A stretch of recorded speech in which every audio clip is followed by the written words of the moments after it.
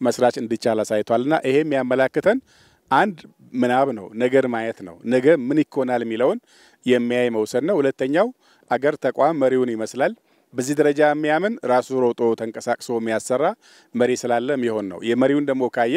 በየቀበሌው ድረስ አመራር ነው ያለው ይሄ አብነት ምን እንደሚሆን ካየን አቅሙ በየደረጃው አለ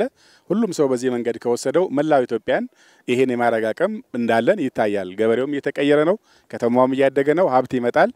ሀብቱ እያለ እንዴት መጠቀም እንዳለብን ነበር ማናቀው ይፈሳል ገንዘቡ እኮ ትልቅ ቤት ይሰራል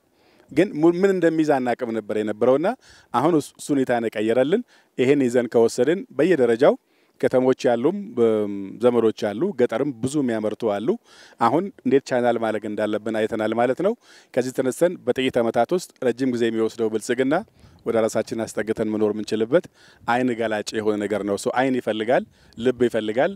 መስጠት ይፈልጋል እነዚህ ተደምረው ነው ይሄ ነገር ያመጡት የተባለው ነገር ግን በእጃችን ስላለ ከታይ መላጋሪቱን ወደዚህ መቀየር የሚያስችል እድል ፈጥሯል የሚል እምነት አለኝ አመሰግናለሁ